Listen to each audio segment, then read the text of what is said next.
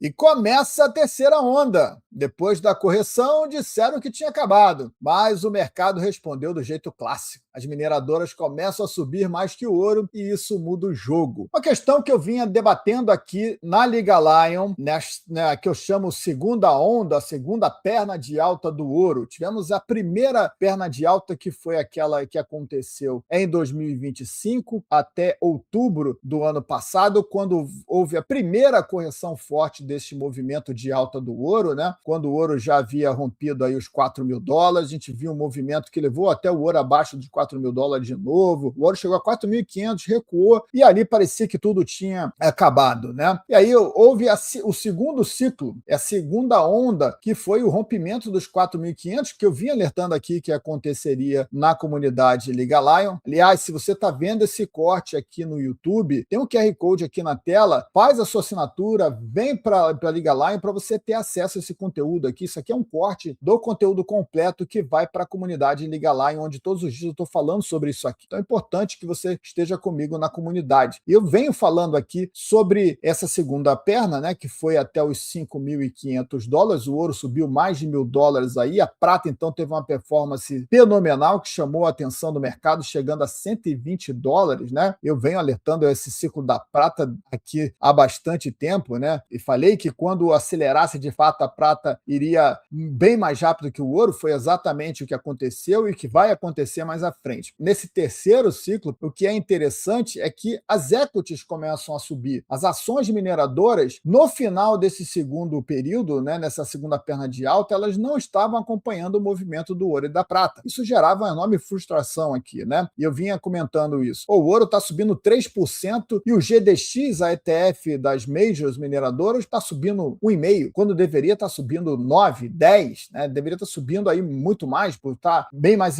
exposto a essas empresas. O beta é muito maior desse ETF, mas isso não acontecia, assim como as mineradoras de prata também, que não acompanhavam o movimento da prata. Elas eram um movimento bem tímido, né? E isso já estava alertando ali, tem alguma coisa errada. Ou vai ter uma correção mais forte das metais, ou vamos ver um forte rally. A minha expectativa era que a gente ia ter um forte rally das mineradoras e que o ciclo continuaria acontecendo, mas a opção, né, de recuo dos metais forte, as mineradoras recuaram também, mas não recuaram tanto como o ouro e a prata. Houve aí também uma compensação do mercado por elas não ter acompanhado o movimento. Mas agora, depois que o mercado parece ter deixado fundo, que eu venho falando aqui, o ouro já voltou acima de $5.000, vejo graficamente ali um pivô de alta bem marcado no gráfico, que pode levar o ouro aí para o novo, começando o novo ciclo. Esse ciclo pode estar começando agora porque as mineradoras estão subindo mais do que o ouro. E o que chamou muita atenção foi no dia em que o ouro e a prata estavam negativos e as mineradoras mantiveram altas. Não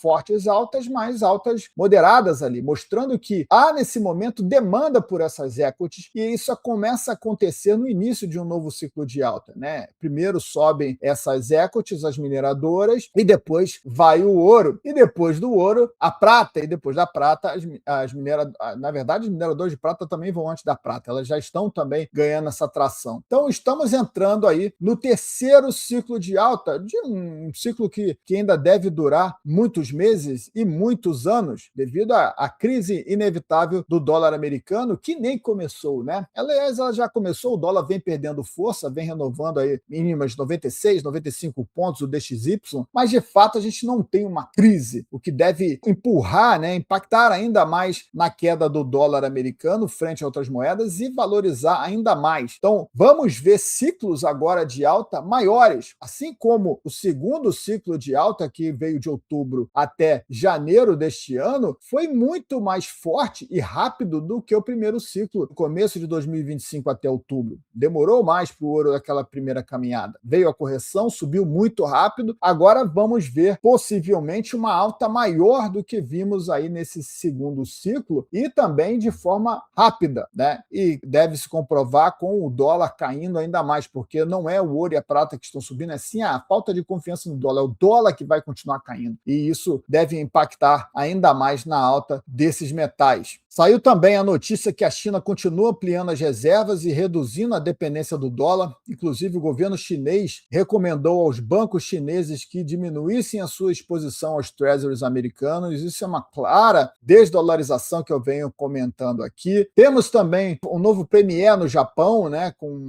alguém que foi até indicado pelo Donald Trump, não indicado, mas que teve aí o apoio do Donald Trump, que com uma postura mais liberal, de uma postura de mais rigidez fiscal. E também o Banco Central, depois dessa eleição, o Banco Central do Japão começa a mudar o discurso, né? Começa a ficar aí um pouco mais austero e já começa a falar em alta de juros agora em março e que começa a fortalecer o iene japonês, a moeda japonesa frente ao dólar. Esse processo de austeridade que eu venho falando aqui, o Banco Central subindo os juros, se o Banco Central japonês continuar impactando, ela vai levar também a uma alta considerável da moeda japonesa, o impacto também para evitar que a inflação continue subindo e o Banco Central japonês continue correndo atrás do próprio rabo, né? Algo que eu comentei aqui, cobrindo o Japão. O Banco Central japonês imprime moeda para evitar que os juros de curto prazo subam, e isso é inflacionário. E depois que os juros sobem, ele precisa imprimir ainda mais dinheiro, então está correndo atrás do próprio rabo. Agora, essa nova política que estamos vendo, enfim, o Banco Central japonês pode começar a vender os seus treasuries, suas reservas de treasuries americanos, e isso impacta diretamente nos rendimentos americanos, nos yields americanos, vai obrigar o Banco Central americano a imprimir moeda para comprar esses ativos e conter esses yields, né, e evitar que isso impacte o setor imobiliário,